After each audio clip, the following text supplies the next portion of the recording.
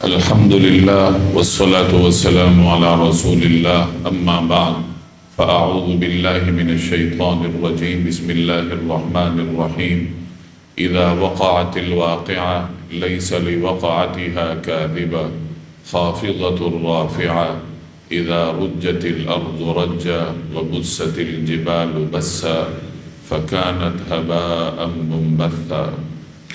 سورۃ الواقعہ یہ مکی صورت ہے۔ واقعہ سے مراد قیامت ہے۔ یہاں اس صورت کی پہلی آیت میں اس کا ذکر ہے، اس مناسبت سے اس کا نام سورۃ الواقعہ رکھا گیا۔ یہ جناب رسول اللہ صلی اللہ علیہ وسلم پر مکی زمانے کے اولین دور کے فوری بعد نازل ہوئی۔ کہا جاتا ہے کہ ہجرت حبشہ کے بعد یہ صورت نازل ہوئی تھی اور ہجرت حبشہ نبوت کے 5ویں سال ہوئی تھی۔ اس کا زمانہ نزول سورہ طٰہٰ کے بعد ذکر کیا جاتا ہے کہ سورہ طٰہٰ کے بعد یہ صورت نازل ہوئی تھی، اور سورہ طٰہٰ بھی اولین نازل ہونے والی صورتوں میں سے ہے۔ اس صورت کے بنیادی مضامین میں انہی عقائد اور اصولوں کا بیان ہے جو عام طور پر مکی صورتوں میں بیان ہوتی ہیں۔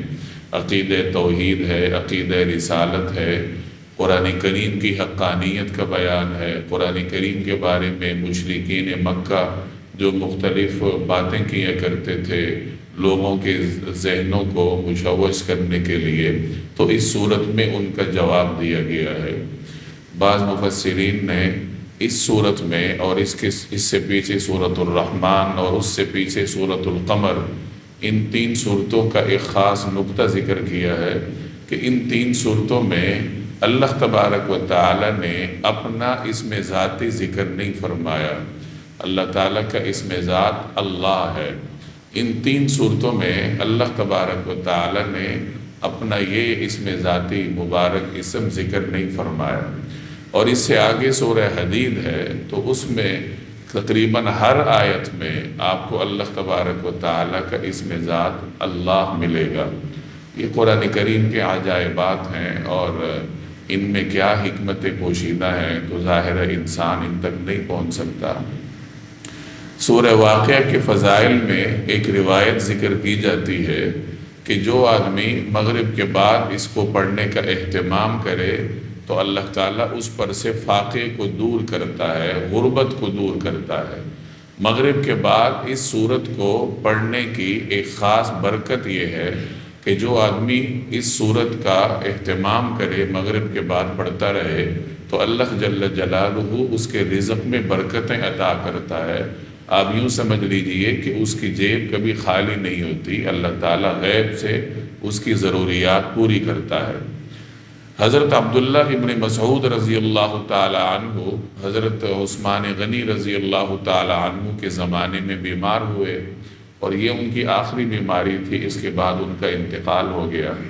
حضرت عثمان غنی رضی اللہ تعالی عنہ خلیفہ تھے، وہ حضرت ابن مسعود کی عیادت کے لیے تشریف لے گئے۔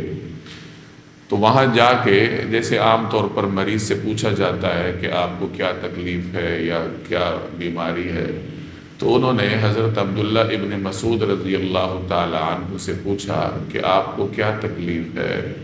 تو حضرت عبداللہ ابن مسعود رضی اللہ تعالی عنہ نے فرمایا کہ مجھے سب سے زیادہ اپنے گناہوں کی تکلیف ہے۔ یعنی انہیں اپنی بیماری کی فکر نہیں تھی، اپنے گناہوں، اپنے اعمال کی طرف ان کی توجہ تھی۔ حالانکہ جلیل القدر صحابی تھے، محفوظ لوگوں میں سے تھے، لیکن بہرحال یہ ان کا تقوی اور خشیت تھی کہ فرمایا کہ اپنے گناہوں کی تکلیف ہے۔ حضرت عثمان نے پھر ان سے پوچھا کہ آپ کو کس چیز کی خواہش ہے؟ تو انہوں نے فرمایا کہ مجھے اپنے رب کی رحمت کی خواہش ہے۔ حضرت عثمان نے پھر ان سے پوچھا کہ کیا کسی طبیب کا انتظام کر دوں؟ خلیفہ تھے وہ، تو پوچھا کہ کیا میں کسی طبیب کا انتظام کروں؟ تو حضرت عبداللہ ابن مسعود نے فرمایا کہ طبیب ہی نے تو مجھے بیمار کیا ہے۔ یعنی حقیقی طبیب اللہ تبارک و تعالی ہے، اور اس کی جانب سے ہی یہ بیماری آئی ہے، تو حقیقی طبیب تو وہی ہے، اس کی طرف سے بیماری ہے، وہ جب چاہے گا مجھے صحت دے دے گا۔ حضرت عثمان رضی اللہ تعالی عنہ نے پھر ان سے پوچھا کہ میں آپ کے لیے کسی عطیے کا انتظام کر لوں، یعنی کچھ مالی تعاون، کچھ عطیہ آپ کی خدمت میں پیش کروں۔ تو حضرت ابن مسعود رضی اللہ تعالیٰ عنہ نے فرمایا کہ مجھے عطیے کی ضرورت نہیں ہے، مالی ہدیے کی مجھے حاجت نہیں ہے۔ تو حضرت عثمان نے فرمایا کہ رکھ لیجئے، میں انتظام کر لیتا ہوں، آپ کے بعد آپ کی صاحبزادیوں کے کام آ جائے گا۔ تو حضرت عبداللہ ابن مسعود نے فرمایا کہ کیا آپ کو میری صاحبزادیوں پر فقر کا خدشہ ہے؟ تو آپ یہ خدشہ ذہن سے نکال دیجئے، میں نے انہیں سورہ واقعہ کی تعلیم دی ہے، وہ روزانہ مغرب کے بعد سورہ واقعہ پڑھتی ہیں، اور اس سورت کا پڑھنا ان کے لیے کافی ہے، یعنی مجھے کسی ہدیے کی ضرورت نہیں ہے، اور نہ ان کے لیے میرے ذہن میں کوئی اندیشہ ہے کہ میں نے انہیں اس سورت کی تعلیم دی ہے۔ اور بھی مختلف صحابہ کرام سے یہ منقول ہے کہ وہ اپنی اولادوں کو اس سورت کی باقاعدہ تعلیم دیا کرتے تھے، اور اس سورت کا نام ہی ایک سورۃ الغنا ہے، یعنی یہ سورت انسان کے اندر غنا لاتی ہے۔ غنا سے مراد توانگری، دولت مندی کے رزق میں وسعت اور برکت کا سبب ہے۔ تو جیسے میں نے صحابہ کرام کا معمول ذکر کیا، تو اس سے ہمیں بھی یہ سبق ملتا ہے کہ اپنے گھر والوں کو اور اپنی اولاد کو اس سورت کی تعلیم دینی چاہیے کہ مغرب کے بعد اس کی تلاوت کیا کریں۔ معانی اور مفاہیم سوچ کر تلاوت کریں گے تو روحانی حلاوت میں بھی اضافہ ہوگا، اور اس کی جو برکتیں ہیں اللہ تبارک و تعالی وہ بھی نصیب کرے گا۔ اس سورت کے آغاز میں تو قیامت کا ذکر ہے، یقین دہانی کروائی گئی ہے کہ قیامت آ کے رہے گی۔ اس کے بعد انسانیت کے 3 طبقات کا بیان ہے۔ جیسے دنیا میں مختلف طبقے ہوتے ہیں مال کے حساب سے، کہ جی یہ غریب ہے، یہ متوسط طبقہ ہے، اور یہ دولت مند طبقہ ہے۔ اسی طرح تعلیم کے اعتبار سے بھی طبقات ہوتے ہیں کہ یہ ان پڑھ ہے، یہ پڑھا لکھا ہے، یہ اعلیٰ تعلیم یافتہ ہے۔ تو جیسے دنیا میں مختلف چیزوں کے اعتبار سے انسانوں کے طبقات بنتے ہیں، اسی طرح آخرت میں انسانوں کے اعمال کے اعتبار سے ان کے مختلف طبقات بنیں گے، مختلف گروہ بنیں گے۔ تو اس صورت میں ایسے 3 گروہوں کا ذکر ہے، اور ان گروہوں کے ساتھ اللہ جل جلالہ کا طرز عمل کیا ہوگا، ان کو جزا کیسے ملے گی، اس کا بھی اس صورت میں ذکر ہے۔ آگے جا کے پھر انسان کو نعمتیں یاد دلائی جا رہی ہیں، انسان کے ناشکر پن کو اللہ جل جلالہ نے واضح فرمایا، اور نعمتوں کے ضمن میں اللہ کی قدرت کا بھی بیان ہے، اور عقیدہ آخرت کا بھی بیان ہے۔ اور پھر آخر میں اللہ تبارک و تعالی نے قرآن کریم کی حقانیت کو بیان فرمایا ہے۔ تو یہ اس صورت کے بنیادی موضوعات ہیں۔ اس اجمالی تفصیل کے ساتھ کے بعد اب صورت کی تشریح دیکھیے۔ اذا وقعت الواقعہ، جب وہ ہونے والا واقعہ پیش آ جائے گا، لیس لوقعتها کاذبہ، تو اس کے پیش آنے کو کوئی جھٹلانے والا نہیں ہوگا۔ واقعہ سے مراد قیامت ہے، یعنی قیامت جب پیش آ جائے گی تو قیامت کے وقوع کو کوئی چیلنج نہیں کر سکے گا، کوئی انکار اس کا نہیں کر سکے گا۔ اس کے وقوع میں نہ تو کوئی جھوٹ ہے اور نہ ہی کوئی اس کو جھٹلا سکے گا، یعنی وہ اتنا بڑا واقعہ ہوگا۔ اب جیسے میں نے عرض کیا کہ یہ سورت مکی زمانے کے اولین دور کے کچھ بعد نازل ہوئی۔ مکی زمانہ کل تقریباً 13 برس پر محیط ہے، تو 5واں 6واں سال یہ یوں سمجھ لیجئے کہ وقت سے پہلے والا زمانہ ہے، اور یہ وہی زمانہ ہے جب مشرکین مکہ اسلام کی دعوت کو روکنے کے لیے ہر طریقے سے سرگرم عمل تھے، اور مسلمان ان اذیتوں سے پریشان ہو کر حبشہ تشریف لے گئے تھے۔ 2 مرتبہ ہجرت حبشہ اسی دورانیے میں ہوئی تھی۔ اب اس دورانیے میں مشرکین مکہ عقیدہ آخرت کے بارے میں طرح طرح کی باتیں کرتے تھے کہ کوئی آخرت نہیں ہے، وہ آخرت پہ یقین نہیں رکھتے تھے۔ ان کے سامنے جب یہ ذکر کیا جاتا کہ پھر تمہیں قبر سے اٹھایا جائے گا، تو ان کی آنکھیں پھٹی کی پھٹی رہ جاتی تھیں، حیرت زدہ ہو جاتے تھے کہ یہ کیسے ہو سکتا ہے، جب ہم مر جائیں گے، مٹی میں مل جائیں گے، پھر کیسے ہم زندہ کیے جائیں گے۔ تو انہیں یقین نہیں آتا تھا، اور پھر وہ طرح طرح کی افواہوں کے ذریعے ان عقائد کا انکار کرتے تھے۔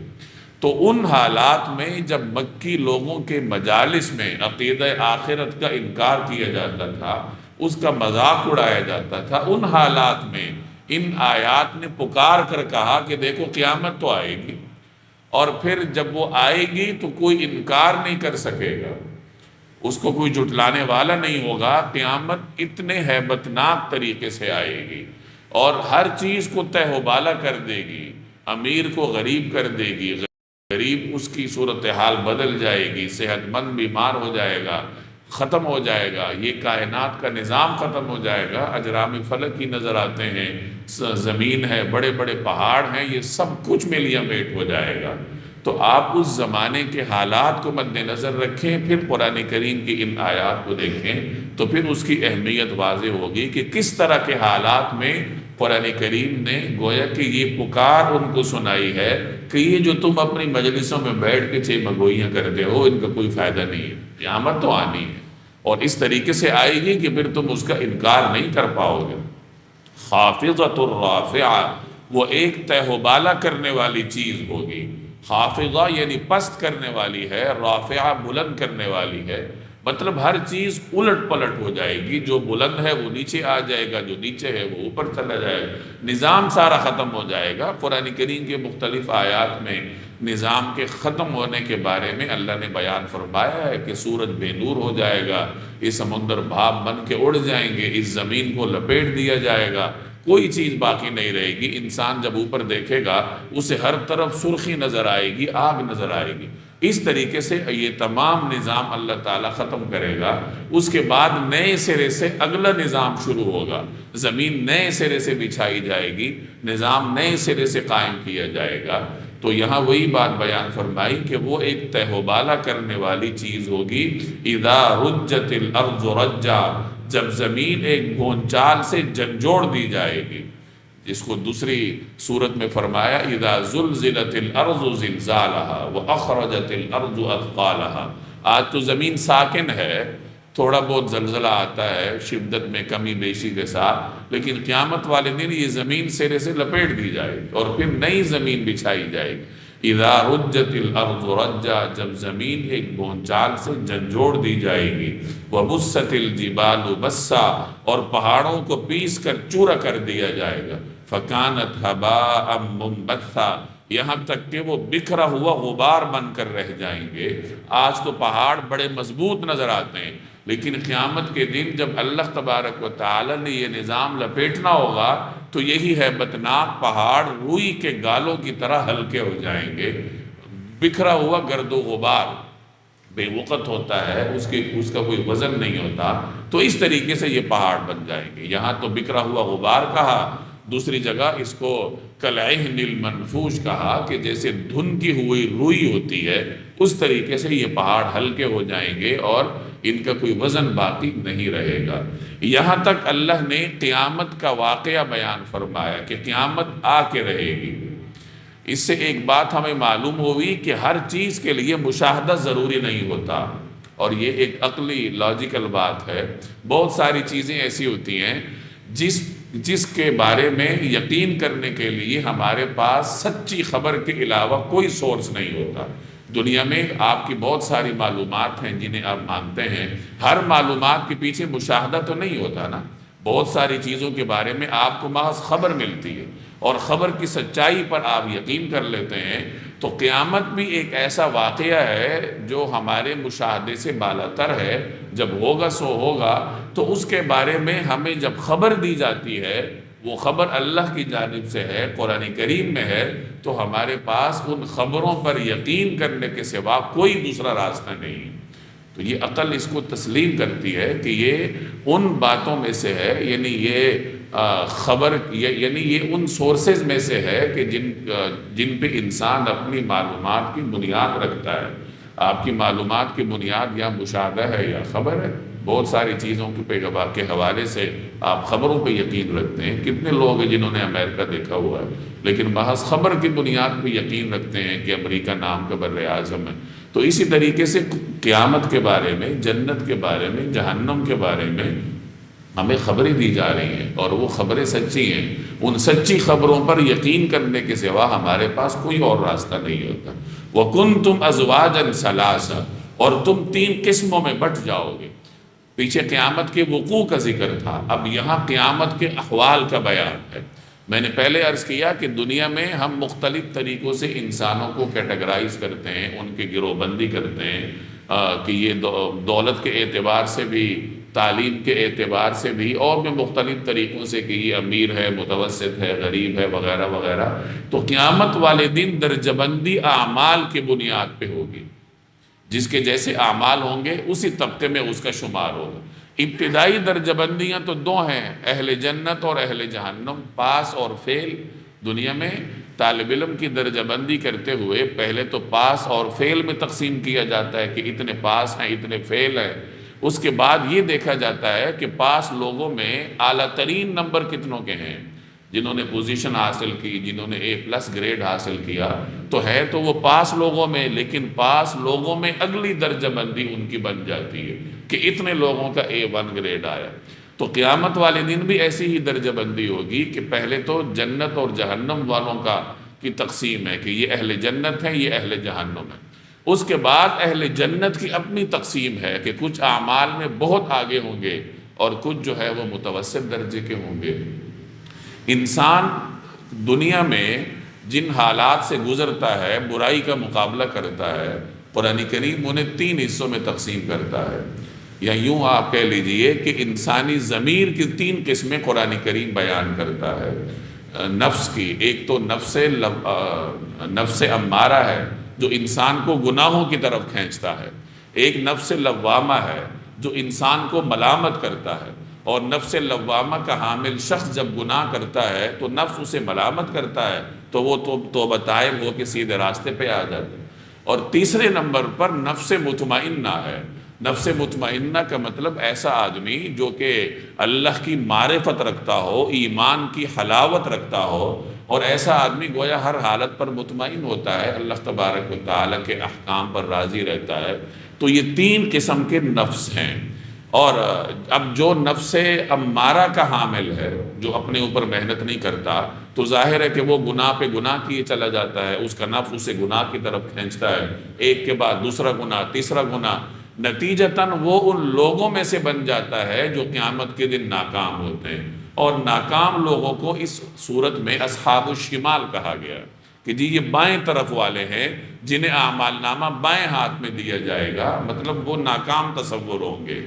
دوسرے نمبر پر نفس لوامہ تھا کہ یعنی ایسا آدمی جو گناہ کرتا ہے تو اس کا ضمیر اسے ملامت کرتا ہے، پھر وہ سیدھے راستے پہ آتا ہے، یعنی یوں کہہ لیجئے کہ وہ اخلاقیات کا حامل ہوتا ہے، نیک کام کرتا ہے، غلطی ہوتی ہے توبہ کرتا ہے، نیک راستے پہ آ جاتا ہے۔ ایسے آدمی کو یہاں اصحاب الیمین کہا گیا کہ وہ دائیں طرف ہوں گے، کامیاب ہوں گے، اہل جنت میں سے ہوں گے۔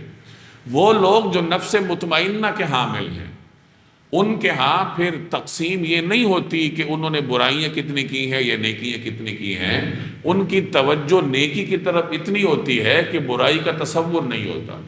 وہ نیکی کے کاموں میں بڑھ چڑھ کر آگے جاتے ہیں، آگے بڑھتے ہیں، خیر کے کاموں کو تلاش کرتے رہتے ہیں، خیر کے بہانے ڈھونڈتے ہیں کہ کہیں سے کوئی خیر مل جائے اور ہم وہ حاصل کر لیں۔ یہاں اس صورت میں ان لوگوں کو السابقون کہا گیا، سبقت کرنے والے، نیکی میں آگے بڑھنے والے۔ ایک نمازی وہ ہے جو کہ نفس کی ملامت کے ہاتھوں مجبور ہو کے آ کر کھڑا ہوا نماز کے لیے۔ ایک نمازی وہ ہے جس کا دل ہی نماز میں لگتا ہے کہ اس کا جیسی ہی نماز کا وقت گزرتا ہے تو اگلی نماز کے لیے اس کے دل میں تڑپ شروع ہو جاتی ہے۔ وہ دکان میں بیٹھا رہتا ہے، ملازمت کرتا ہے، محنت مزدوری کرتا ہے، لیکن دل اس کا مسجد میں ہوتا ہے۔ جسے فارسی کے مقولے میں یوں تعبیر کیا گیا کہ دست بکار دل بیار، کہ ہاتھ کام کر رہے ہوتے ہیں لیکن دل اپنی پسندیدہ جگہ پہ ہوتا ہے، اور اس کی پسندیدہ جگہ مسجد ہے، اللہ تبارک و تعالیٰ کا قرب ہے۔ تو ایسے حضرات کو اس صورت میں السابقون الاولون کہا گیا کہ یہ لوگ نیکی میں آگے سبقت کرنے والے ہیں، آگے بڑھتے ہیں۔ اب یہ 3 لوگ کب پائے جائیں گے؟ اصحاب الشمال کس زمانے میں کتنے ہوں گے، اصحاب الیمین کس زمانے میں کتنے ہوں گے، السابقون الاولون کس زمانے میں کتنے ہوں گے؟ اس صورت میں اللہ تبارک و تعالیٰ نے یہ بھی بیان فرمایا۔ اصحاب الشمال اور اصحاب الیمین یہ تو ہر دور میں ہوں گے، ہر زمانے میں ہوں گے، یعنی نیک لوگ بھی ہوتے ہیں جن سے برائیاں ہوتی ہیں، توبہ کرتے ہیں، پھر نیک راستے پہ آ جاتے ہیں، اصحاب الیمین۔ اسی طرح برے لوگ بھی ہر زمانے میں ہوتے ہیں اور بہت زیادہ ہوتے ہیں. تو اصحاب الیمین اور اصحاب الشمال یہ تو ہر زمانے میں ہوتے ہیں. تو اصحاب الیمین کے بارے میں یہاں فرمایا کہ یہ پہلے وقتوں میں بھی بہت تھے اور آخری وقتوں میں بھی بہت ہوں گے. البتہ السابقون الاولون کے زمانے کی تعیین کی گئی کہ یہ جو نیکی کے کاموں میں سبقت کرنے والے ہیں، اعلیٰ درجے کے نیکوکار ہیں، یہ اولین زمانے میں تو بہت تھے، آخرین کے زمانے میں یہ کم ہوتے جائیں گے. اولین زمانے میں یہ بہت تھے، آخرین کے زمانے میں یہ کم ہوتے جائیں گے. اتنی بات قرآن کریم نے بتا دی کہ السابقون الاولون کس زمانے میں ہوں گے؟ اولین زمانے میں زیادہ ہوں گے، آخرین کے زمانے میں کم ہوں گے. اب اولین اور آخرین کی تفسیر کیا ہے، یعنی اس کی تحدید کیا ہے کہ اولین سے مراد کون سا زمانہ ہے، آخرین سے مراد کون سا زمانہ ہے؟ اس میں پھر مفسرین کی تشریحات مختلف ہیں. بعض حضرات نے اس کائنات کے پورے دورانیے کو معیار بنایا کہ پورے دورانیے کے اولین اور آخرین، اور ظاہر ہے کہ اس میں پھر پچھلی امتیں اولین میں آ جاتی ہیں اور یہ امت آخرین میں آ جاتی ہے. تو اس تفسیر کے مطابق اس کا مفہوم یہ ہوگا کہ یہ جو سبقت کرنے والے لوگ ہیں جنہیں قرآن کریم السابقون الاولون کہتا ہے، یہ پچھلی امتوں میں تو کثرت سے تھے اور اس امت میں یہ تھوڑے سے کم ہیں بنسبت ان امتوں کے، اس امت میں یہ کم ہیں. یہ ایک تشریح ہے. اور اس پہ پھر ایک مشکل بھی کھڑی ہو جاتی ہے کہ ایک روایت میں فرمایا گیا کہ اہل جنت کی کثرت اس امت کے لوگوں کی ہو. جیسے ایک روایت کا مفہوم ہے کہ اہل جنت کی 120 صفیں ہوں گی، اس میں سے 80 صفیں اس امت کی ہوں گی اور 40 صفیں گزشتہ امتوں کی ہوں گی. یعنی اہل جنت کا 2/3 حصہ اس امت پر مشتمل ہوگا. تو اگر اولین میں السابقون کثرت سے تھے اور اس امت میں قلت میں ہے تو پھر اس حدیث کے ساتھ اس کی تطبیق کیسی ہوگی؟ تو جو حضرات اس نقطہ نظر کے حامل ہیں وہ اس کی تشریح یوں کرتے ہیں کہ یہاں اہل جنت کی کثرت اور قلت کی جہاں بات ہوتی ہے کہ اس امت کے لوگ اہل جنت کی کثرت میں سے ہوں گے تو وہ عمومی جنتی ہیں، یعنی جنت کے جو عمومی لوگ ہیں وہ اکثر اس امت میں سے ہوں گے. لیکن جو اعلیٰ درجوں کے حامل ہیں، السابقون ہیں، وہ گزشتہ امتوں میں سے زیادہ ہوں گے. بات سمجھ رہے ہیں؟ اب اس کی کیا وجہ ہے؟ تو اس کی وجہ مفسرین بیان فرماتے ہیں کہ گزشتہ امتوں میں کثرت سے انبیاء علیہم السلام تھے نا. اس امت میں تو رسول اللہ صلی اللہ علیہ وسلم تشریف لائے، آخری نبی ہیں. گزشتہ امتوں میں انبیاء کثرت سے ہوں گے، یعنی جب تعداد ہوگی تو گزشتہ امتوں کی تعداد میں انبیاء ظاہر کثرت سے ہیں. انبیاء کے جو براہ راست شاگرد ہیں وہ کثرت سے ہیں. صحابہ کرام کی نسبت ان کی تعداد زیادہ ہوگی چونکہ انبیاء کثرت سے تو ان کی اولین شاگرد بھی کثرت سے. تو اس وجہ سے فرمایا گیا کہ گزشتہ امتوں میں السابقون کثرت سے تھے، اس امت میں ان کی تعداد نسبتاً کم ہے. یہ تو وہ تشریح ہے جس میں اولین اور آخرین کے لیے معیار پوری کائنات کے دورانیے کو بنایا گیا، آدم علیہ السلام سے لے کے قیامت تک. دوسری تفسیر یہ کی گئی کہ اولین اور آخرین کے لیے وقت کے دورانیے کا معیار صرف اس امت کا ہوگا، یعنی امت کے آغاز سے لے کے قیامت تک. اس دورانیے کو معیار بنا کے ہم کہیں گے کہ اس امت کے اولین حصے میں السابقون زیادہ تھے، آہستہ آہستہ یہ کم ہوتے جائیں گے. ظاہر اولین حصے میں حضرات صحابہ کرام تھے جنہوں نے رسول اللہ صلی اللہ علیہ وسلم کو براہ راست دیکھا، اور یہ بات طے شدہ ہے کہ صحابہ کرام کے اعمال کا مقابلہ ساری امت والے مل کے بھی نہیں کر سکتے. نبی کریم صلی اللہ علیہ وسلم نے فرمایا کہ میرے صحابہ کو برا بھلا مت کہو، قسم ہے اس ذات کی جس کے قبضے میں میری جان ہے، تم میں سے کوئی آدمی احد پہاڑ کے برابر سونا خرچ کر لے تو میرے صحابی کے خرچ کیے ہوئے ایک پاؤ، ایک مد کے برابر نہیں ہو سکتا. تو ظاہر ہے کہ اولین حصے میں اس امت کے اولین طبقے میں صحابہ تھے، تابعین تھے، بڑے لوگ تھے. تو السابقون اس دورانیے میں زیادہ تھے. بعد میں جیسے جیسے وقت آگے بڑھ رہا ہے، قرب قیامت ہو رہا ہے، تو السابقون آہستہ آہستہ کم ہوتے جائیں گے. رہی بات اصحاب الیمین کی تو وہ ہر زمانے میں کثرت سے ہوتے ہیں. تو اس تفصیل کی روشنی میں اب آیات کا ترجمہ دیکھیں۔ وَكُنْتُمْ أَزْوَاجًا ثَلَاثًا، اور لوگوں تم 3 قسموں میں بٹ جاؤ گے۔ پہلی قسم کون سی ہے؟ فَأَصْحَابُ الْمَيْمَنَةِ، چنانچہ جو دائیں ہاتھ والے ہیں۔ ما اصحاب المیمنہ، کیا کہنا ان دائیں ہاتھ والوں کا، تعریف ہو رہی ہے کہ اصحاب الیمین ہے، کیا شان ہے ان کی۔ وَأَصْحَابُ الْمَشْأَمَةِ، اور جو بائیں ہاتھ والے ہیں۔ ما اصحاب المشأمہ، کیا بتائیں وہ بائیں ہاتھ والے کیا ہیں، یعنی ان کی حسرتیں کیا ہیں، ان کی تکالیف کیا ہیں، تم تصور بھی نہیں کر سکتے۔ عربوں میں دایاں جو لفظ ہے اس کو برکت کے معنوں میں لیا جاتا ہے، اور بائیں جانب یا بایاں جو لفظ ہے اسے نسبتاً کمی کے معنی میں لیا جاتا ہے۔ اسی وجہ سے دایاں ہاتھ اس کی فضیلت زیادہ ہے کہ ہر اچھے کام کے لیے دایاں ہاتھ استعمال ہوتا ہے، گندگیاں صاف کرنے کے لیے اللہ نے بائیں ہاتھ کی تلقین فرمائی ہے۔ تو اصحاب الیمین وہ لوگ ہیں جو نیکوکار ہیں۔ معراج کی روایت میں اس کا ذکر ہے کہ رسول اللہ صلی اللہ علیہ وسلم نے حضرت آدم کو دیکھا کہ ان کے دائیں بائیں بہت سارے لوگ تھے، وہ دائیں طرف دیکھتے تھے تو ہنس پڑتے تھے، بائیں طرف دیکھتے تھے تو رو پڑتے تھے۔ تو پوچھا گیا یہ کیا معاملہ ہے؟ تو جواب دیا گیا کہ ان کے دائیں طرف ان کی اولاد کے نیک لوگ ہیں، تو ان کو دیکھ کے خوش ہوتے ہیں کہ یہ میری اولاد کے نیک لوگ ہیں جو جنت میں جائیں گے۔ بائیں طرف ان کی اولاد کے برے لوگ ہیں، تو بائیں طرف دیکھتے ہیں تو پریشان ہو جاتے ہیں کہ میری اولاد کے یہ سارا طبقہ جو ہے یہ جہنم کا لقمہ بنے گا۔ تو قرآن کریم اصحاب الیمین ان لوگوں کو کہتا ہے جو کامیاب ہو گئے، اور دوسرے نمبر پہ اصحاب الشمال۔ آگے تیسری درجہ بندی جو اصحاب الیمین سے اوپر والا درجہ ہے، والسابقون السابقون، والسابقون، اور جو سبقت لے جانے والے ہیں۔ السابقون وہ تو ہیں ہی سبقت لے جانے والے، یعنی وہ تو خیر کے کاموں کو تلاش کرنے والے ہیں۔ تفصیل پہلے گزر چکی کہ اصحاب الیمین وہ لوگ ہیں جو اخلاقیات کے حامل ہیں، اور السابقون وہ لوگ ہیں جو اعلیٰ ترین اخلاقیات کے حامل ہیں، جو اعلیٰ ترین درجے پر فائز ہیں، جو برائی کی طرف نہیں جاتے بلکہ خیر کے کاموں کو تلاش کرتے رہتے ہیں۔ اب السابقون الاولون کے انعامات کو آگے اللہ بیان کر رہا ہے۔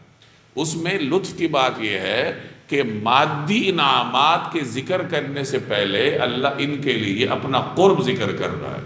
السابقون السابقون اولئک المقربون، کہ یہ جو سبقت کرنے والے ہیں وہ تو ہے ہی سبقت کرنے والے، اور وہ وہی ہیں جو اللہ کے خاص مقرب بندے ہیں۔ فی جنات النعیم، وہ نعمتوں کے باغات میں ہوں گے، یعنی ان کے لیے پہلا انعام تو اللہ کا قرب ہے۔ تو معلوم ہوا کہ قرب الہی یہ انعامات میں سے سب سے بڑا انعام ہے۔ جنت کے تمام تر انعامات میں سے سب سے بڑا انعام رضائے الہی ہے۔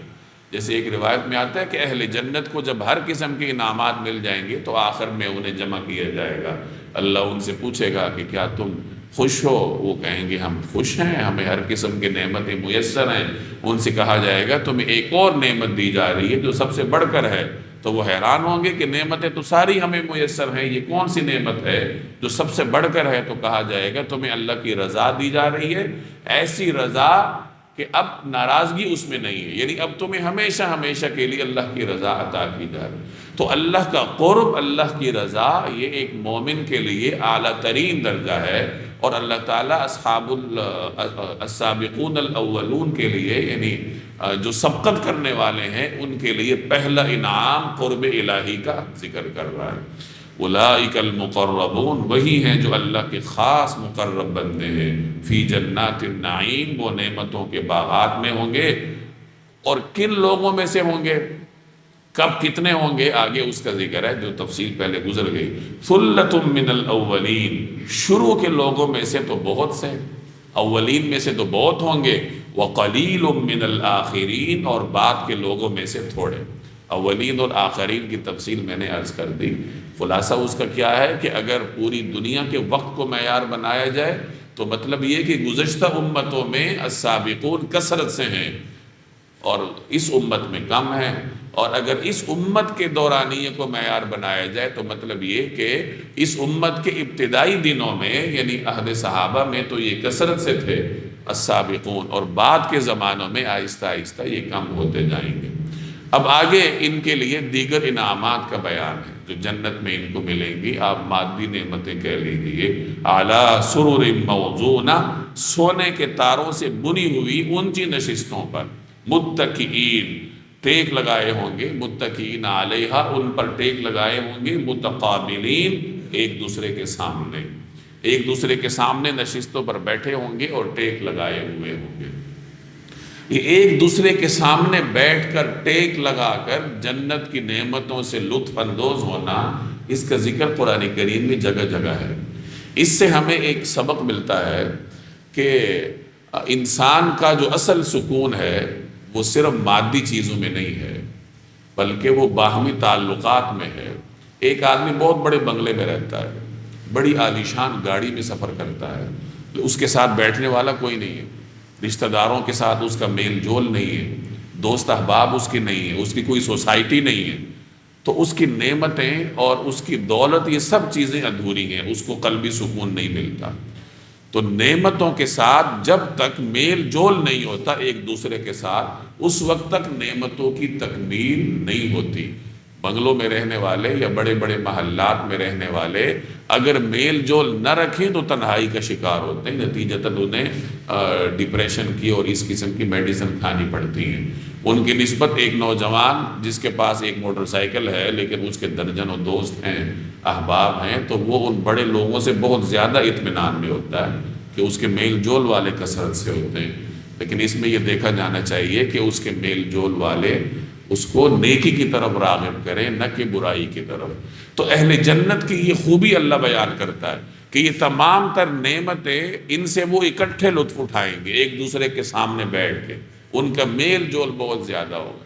اس لیے ہمیں صلہ رحمی کی بار بار تاکید کی جاتی ہے۔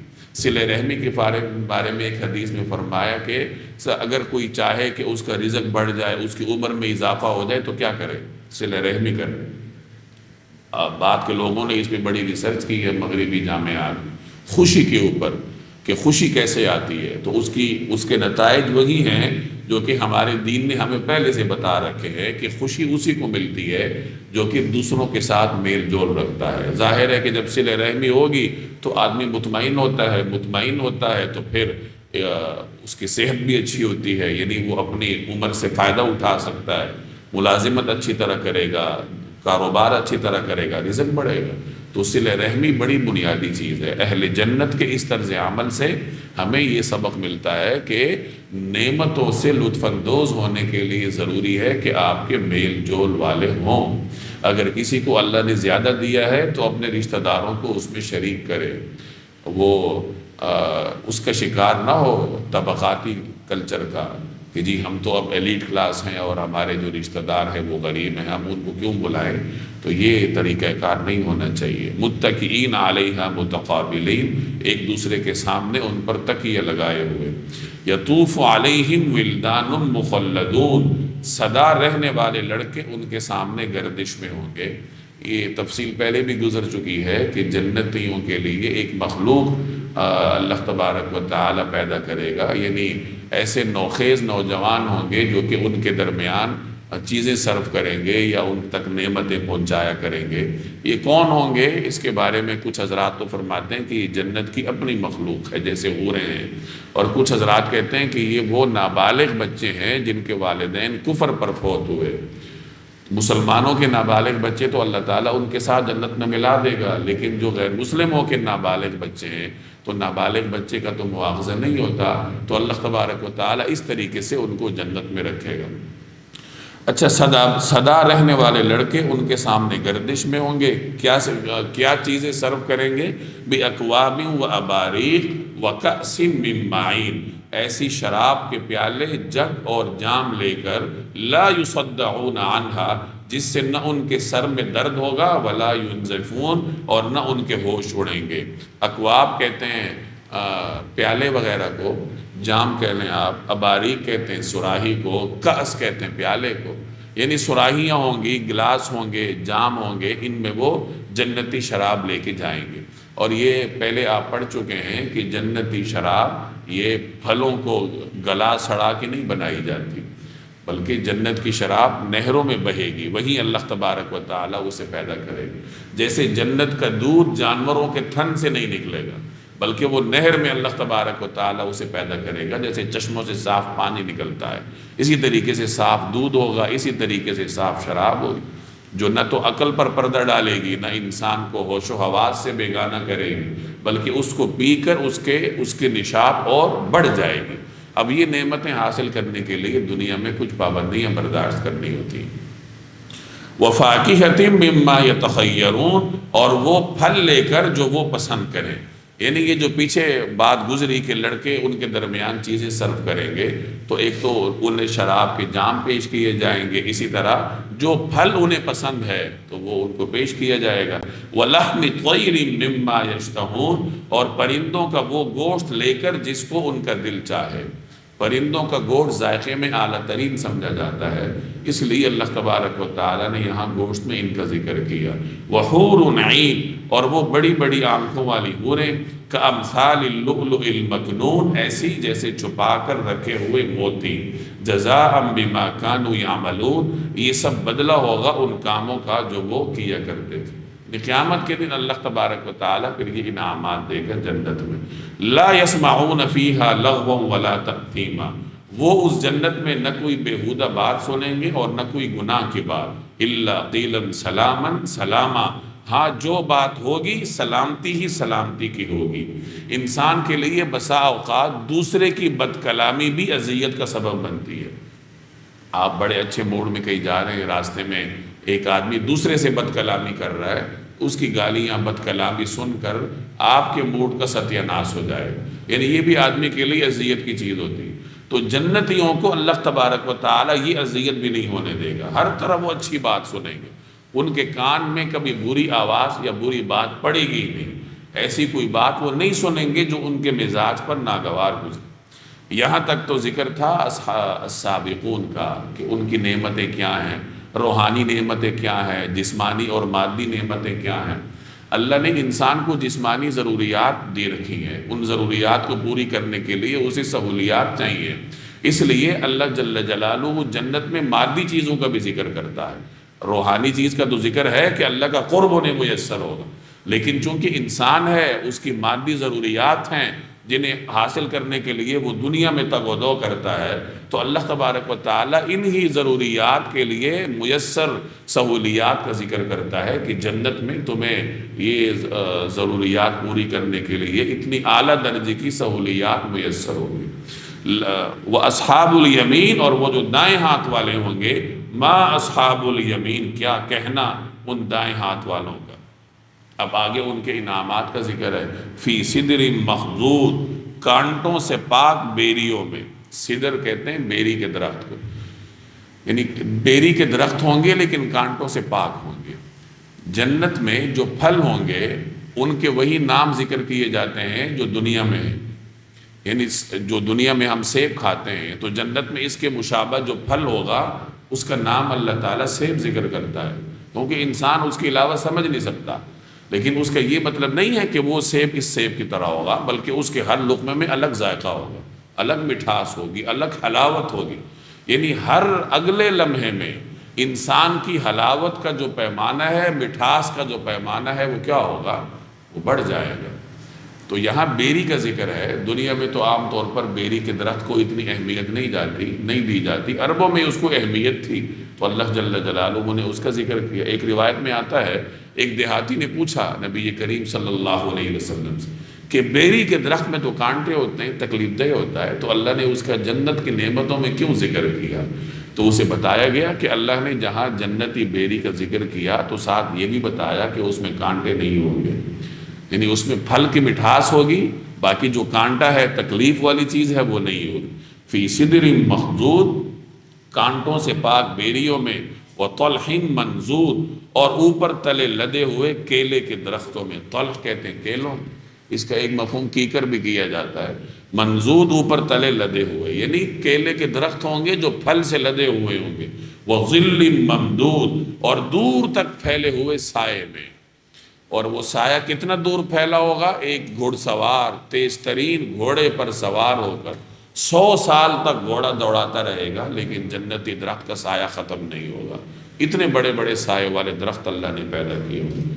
وَمَاءٍ مَسْكُوبٍ اور بہتے ہوئے پانی میں، یعنی ہر طرف بہتے ہوئے جھرنے اور پانی ہوگا.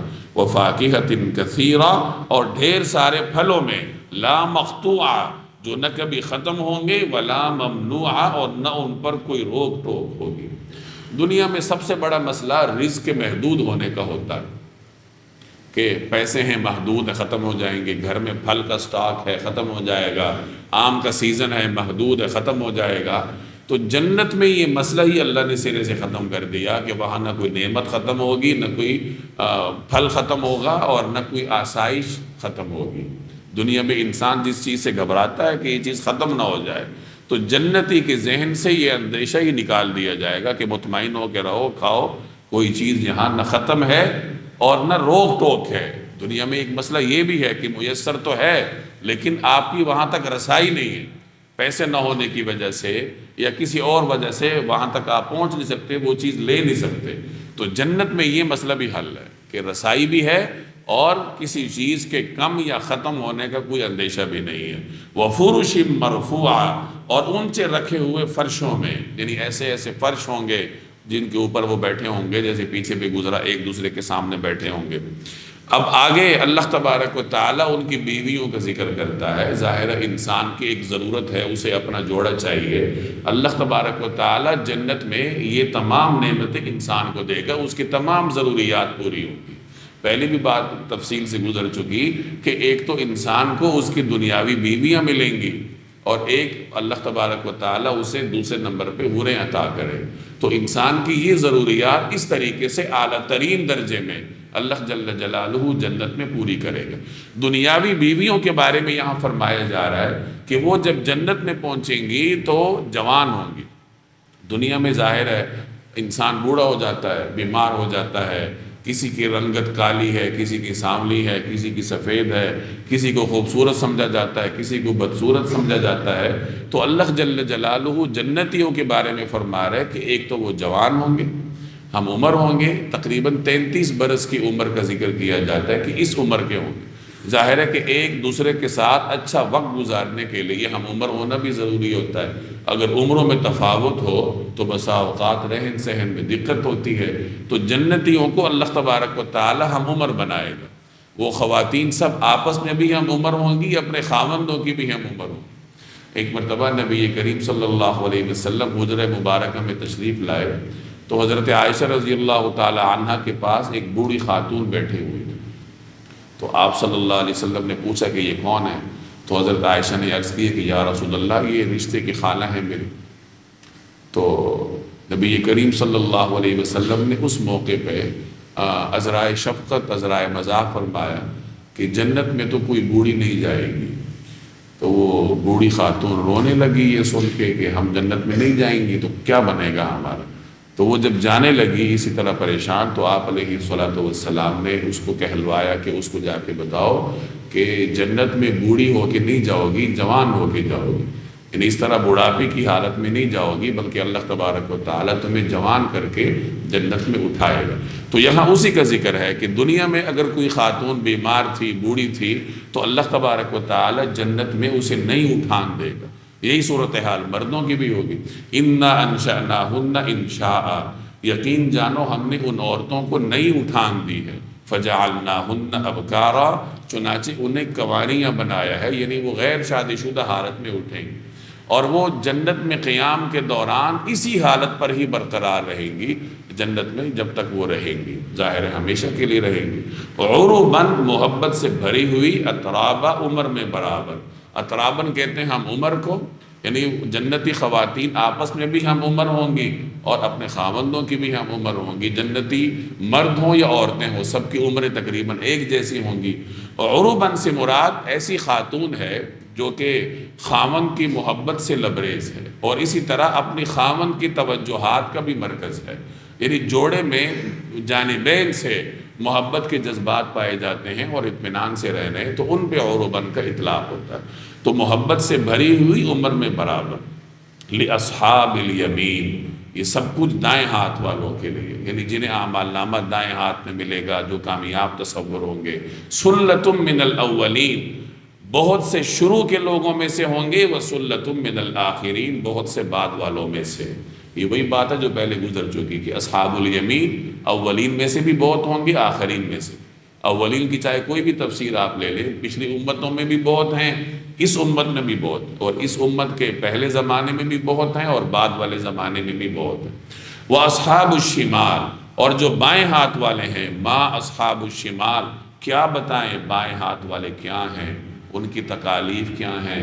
فی سموم، وہ ہوں گے تپتی ہوئی لو میں، وحمیم، اور کھولتے ہوئے پانی میں، وظل من یحموم، اور سیاہ دھوئیں کے سائے میں، لا بارد، جو نہ ٹھنڈا ہوگا، ولا کریم، اور نہ کوئی فائدہ پہنچانے والا۔ یعنی ہر طرف گرم ہوا ہوگی، کھولتا ہوا پانی ہوگا، جس کو پئیں گے تو ان کی انتڑیاں پگھل جائیں گی، اور سایہ ہوگا لیکن دھوئیں سے بھرا ہوا، اور گرم ہوگا، اس میں کوئی ٹھنڈک نہیں ہوگی۔ سایہ نہیں، دھواں، دھواں ایسا سیاہ ہوگا جو بالکل گرم ہوگا، اس میں ٹھنڈک کا کوئی تصور نہیں ہوگا۔ دھواں اگر ویسے بھی دھواں ہی ہو تو اس کی تاریکی انسان کو اذیت دیتی ہے، چاہے جائے کہ اس دھوئیں کے اندر شعلے کی لپٹیں ہوں یا گرمائش ہو تو انسان کا رہنا ہی مشکل ہو جاتا ہے۔ اب یہاں دیکھیں پیچھے اہل جنت کی نعمتوں میں بھی سائے کا ذکر تھا، اور اہل جہنم کی نعمتوں میں بھی سایہ، اہل جہنم کی سزاؤں میں بھی سائے کا ذکر۔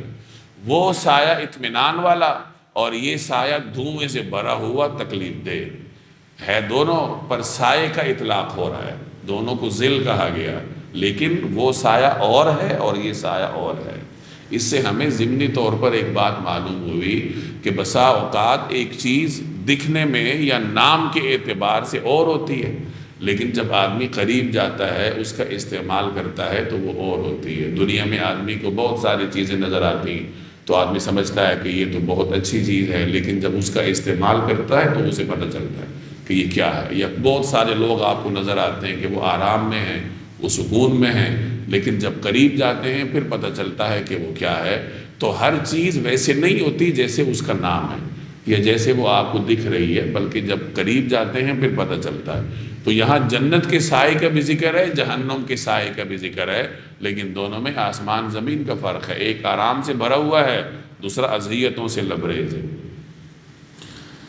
انہم کانوا قبل ذالک مترفین، یہ لوگ اس سے پہلے بڑے عیش میں تھے، وکانوا یصرون علی الحنث العظیم، اور بڑے بھاری گناہ پر اڑے رہتے تھے، وکانوا یقولون، اور کہا کرتے تھے، اذا متنا، کیا جب ہم مر جائیں گے، وکنا ترابا وعظاما، اور مٹی اور ہڈیاں بن کر رہ جائیں گے، انا لمبعوثون، تو کیا ہمیں دوبارہ زندہ کیا جائے گا، او آباؤنا الاولون، اور کیا ہمارے پہلے گزرے ہوئے باپ دادوں کو بھی۔ یہ اصحاب الشمال کی تین باتوں کا ذکر ہے کہ اصحاب الشمال جہنم میں اتنی تکلیف میں کیوں ہے، کیونکہ وہ دنیا میں تین طرح کی برائیوں کا شکار ہے۔ نمبر ایک، وہ عیش پرست تھے، مترفین عیش پرستوں کو کہتے ہیں۔ یاد رکھیے کہ نعمتوں کا حصول کوئی برا نہیں ہے، دولت کا حصول کوئی برا نہیں ہے۔ اللہ نے کوئی لمٹ نہیں رکھی کہ ایک آدمی کروڑ سے آگے نہیں جا سکتا، ایک آدمی جائے جہاں تک وہ جا سکتا ہے، ساری دنیا کی دولت کما لے، اتنی دولت کما لے جس کو گننے کے لیے اعداد ہی نہ ہو، کوئی پابندی نہیں۔ لیکن اگر وہ اس دولت کو عیاشی کا ذریعہ بنائے، نافرمانی کا ذریعہ بنائے، عیش پرستی میں مبتلا ہو جائے، تو یہ چیز پھر اس کے لیے نقصان دہ ہے۔ اور قرآن کریم میں انبیاء کے مقابلے میں آنے والے جن سرداروں کا ذکر ہے وہ سب عیش پرست تھے۔ دولت مند صحابہ میں بھی بہت تھے، حضرت عثمان، حضرت عبد الرحمن بن عوف، حضرت طلحہ، حضرت زبیر، یہ بڑے بڑے دولت مند رئیس تھے اپنے زمانے کے، اور یہ سب عشرہ مبشرہ میں شمار ہوتے، یعنی ان کی دولت انہیں اللہ کے قریب لے گئی۔ اس کے مقابلے میں ابو جہل تھا، عقبہ بن ابی معیط تھا، ابو لہب تھا، ولید بن مغیرہ تھا، یہ بھی سرمایہ دار تھے، لیکن ان کی دولت نے ان کو عیش پرستی میں مبتلا کر دی۔ انسانوں کو حقیر سمجھنا، اپنی دولت کو گناہوں کے کاموں میں صرف کرنا، اپنی عیاشی کے لیے صرف کرنا، انسانوں کا حق مارنا، دوسروں پر ظلم کرنا، جیسے آج کل بڑے بڑے سرمایہ داروں کا طریقہ ہے، مزدور کو 2 ٹکے دیتے ہوئے تکلیف ہوتی ہے، اور اپنے اوپر عیاشیوں پر خرچ کرنے کے لیے ان کے ہاں کوئی کمی نہیں ہوتی۔ تو عیش پرستی اس کی مذمت بیان کی جا رہی ہے۔ تو قرآن کریم یہاں اصحاب الشمال کی جو پہلی برائی ذکر کر رہا ہے وہ یہی عیاشی ہے کہ دنیا میں عیاشی کرتے۔ نمبر 2، گناہوں پہ اصرار کرتے تھے، یعنی ان کا نفس انہیں برائی پر برائی کرواتا تھا، ایک برائی کے بعد دوسری برائی، پھر تیسری برائی۔ یہاں بھی وہی بات ہے کہ برائی کرنا برا نہیں ہے، انسان سے ہو جاتا ہے، لیکن برائی پر اصرار برا ہے۔ اگر کوئی آدمی برائی کے بعد توبہ کر لے تو وہ اللہ کے مقربین میں شمار ہو جاتا ہے۔ التائب من الذنب کمن لا ذنب لہ، جو آدمی برائی کے بعد توبہ کر لے تو وہ تو ایسا ہے جیسے اس کے کھاتے میں گناہ ہی نہیں ہے۔ تو اگر کوئی آدمی توبہ کرتا ہے تو وہ تو نیک لوگوں میں ہے، لیکن اگر کوئی آدمی برائی پر برائی کرتا ہے تو یہ اصحاب الشمال میں سے۔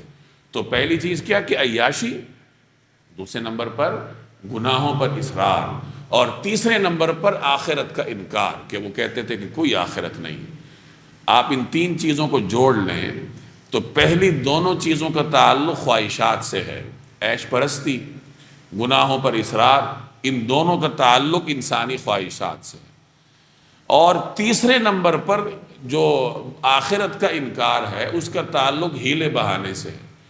جو آدمی عیش پرستی میں مبتلا ہوتا ہے، خواہشات کے پیچھے چلتا ہے، اس کی خواہش اس سے گناہ پہ گناہ کرواتی ہے، اور اس کے لیے ہیلا بہانہ بھی تلاش کرتی ہے کہ کیے جاؤ، کوئی آخرت نہیں ہے، کوئی پوچھنے والا نہیں ہے، لوگوں پہ ظلم کر رہے ہو تو کیے جاؤ، کون تم سے پوچھے گا، کون تمہارا مواخذہ کرے گا، کوئی آخرت نہیں۔ تو ان کی یہ تینوں خصوصیات، یہ تینوں جو جرائم ہیں وہ ایک دوسرے کے ساتھ ملے ہوئے ہیں کہ چونکہ وہ خواہشات کے غلام ہیں اور خواہشات ان سے گناہ پہ گناہ کرواتی ہیں۔ اب اگر کہیں نفس تھوڑا سا کچوکا لگائے کہ تم غلطی کر رہے ہو تو فوراً خواہش اسے ایک بہانہ بنا کے دیتی ہے کہ کیے جاؤ، کون تم سے پوچھے گا، کوئی آخرت نہیں ہے، مٹی ہو جاؤ گے، کام ختم ہو جائے گا، جو کچھ کر رہے ہو اسی دنیا میں رہ جائے گا۔ تو یہ اصحاب الشمال کے جرائم کی فہرست ہے جو وہ دنیا میں کیا کرتے۔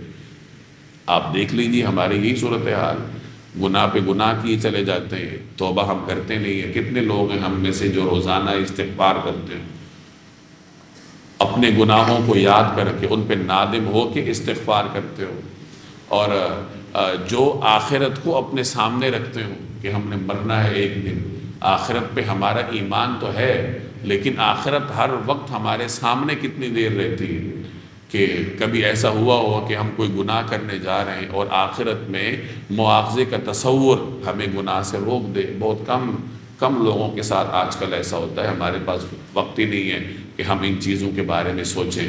دین پہ ہم عمل بھی کرتے ہیں تو بس رواجی طریقے سے کہ عادت بنی ہوئی ہے، بس نماز پڑھ لی، رواجی طریقے سے دین پہ عمل ہو گیا، سوچ بچار نہیں ہے، مواخذے کا تصور نہیں ہے۔ تو اپنی زندگی کے حالات پہ غور کر کے انسان کو اپنی فکر بھی درست کرنی چاہیے اور اپنے اعمال بھی درست کرنے چاہیے۔ قل، آپ کہہ دو، ان الاولین والآخرین، یقیناً سب اگلے اور پچھلے لوگ۔ وہ کہتے تھے نا کہ ہم مر جائیں گے تو کیا ہمیں جمع کیا جائے گا اور ہمارے آباء و اجداد کو بھی اٹھایا جائے گا؟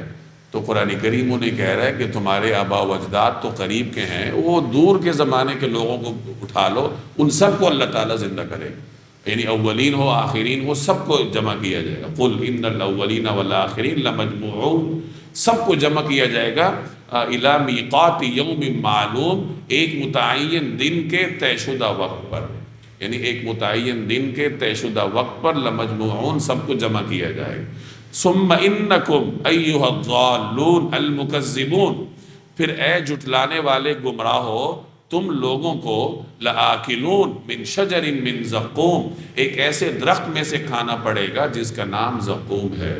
یعنی اے ضالون اور مکذبون، یعنی جھٹلانے والوں اور گمراہ لوگوں، اتنے تسلی میں مت رہو، آخرت میں تمہیں زقوم کھانا پڑے گا۔ قرآن کریم کا لب و لہجہ دیکھیں کہ کتنے روب اور غضب کے ساتھ اللہ تبارک و تعالیٰ خطاب کر رہا ہے کہ او گمراہو اور برے راستے پہ چلنے والوں، تمہارا یہ انجام تمہارا منتظر ہے۔ فمالئون منها البطون، پھر اسی سے پیٹ بھرنے ہوں گے۔ فشاربون علیہ من الحمیم، پھر اس کے اوپر سے کھولتا ہوا پانی پینا پڑے گا۔ فشاربون شرب الہیم، اور پینا بھی اس طرح جیسے پیاس کی بیماری والے اونٹ پیتے ہیں، بسا اوقات ان کو بیماری لاحق ہوتی ہے کہ اس کی پیاس ختم ہی نہیں ہوتی، وہ پانی پر پانی پیتا چلا جاتا ہے اور پیاس ختم نہیں ہوتی۔ تو اسی طریقے سے قیامت والے دن مجرمین کی پیاس ختم نہیں ہوگی، اور ان کو پینے کے لیے پانی کون سا ملے گا؟ کھولتا ہوا پانی۔ ھذا نزلھم یوم الدین، یہ ہوگی جزا و سزا کے دن ان لوگوں کی مہمانی، یعنی قیامت کے دن اس طریقے سے ان کی میزبانی کی جائے گی جہنم میں، کیونکہ دنیا میں وہ انکار کرتے ہیں۔ اب آگے اللہ تبارک و تعالی اپنی قدرتوں کو انسان کے سامنے لا رہا ہے، اور انسان کے ناشکر پن کو واضح کیا جا رہا ہے کہ انسان کتنا ناشکرا ہے۔ تو سب سے پہلے اللہ نے انسان کی تخلیق کا ذکر کیا کہ اے انسان، تم اتراتے پھرتے ہو، انکار کرتے ہو، کبھی اپنی تخلیق پر بھی غور کیا ہے کہ تمہیں اللہ نے پیدا کیسے کیا ہے؟ ایک ناپاک قطرہ آب سے اللہ تبارک و تعالی نے تمہیں پیدا کیا ہے، اور تمہاری دسترس میں صرف اتنا تھا کہ شوہر نے بیوی کے رحم میں وہ قطرہ ڈال دیا۔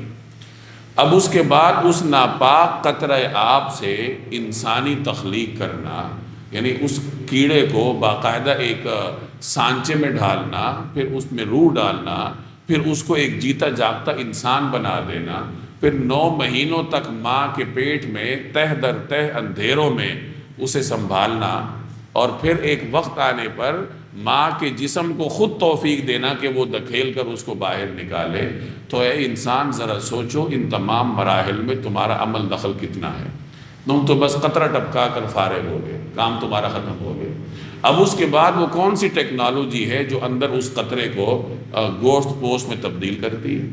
وہ کون سی ٹیکنالوجی ہے جو اس کے اندر روح ڈالتی ہے، جو اس کو وہاں پہ زندہ رکھتی ہے؟ کیا اس طرح کی کوئی ٹیکنالوجی انسان کے پاس ہے؟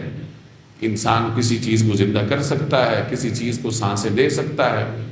انسان تو ہر چیز میں پھر ناکام ہو جاتا ہے۔ بڑے سے بڑا ڈاکٹر بھی پھر کہتا ہے کہ بس اللہ کے حکم کا انتظار کرو، اسے حتمی طور پر یہ بھی اندازہ نہیں ہوتا کہ اس نے باہر کب آنا۔ تو یہ تمام پیچیدہ نظام انسان کے سامنے لائے جا رہے ہیں کہ تم نے کیا کیا، بس تمہارا تو وہی کام تھا۔ اب اس کے بعد یہ سارا نظام چلانے والا کون ہے؟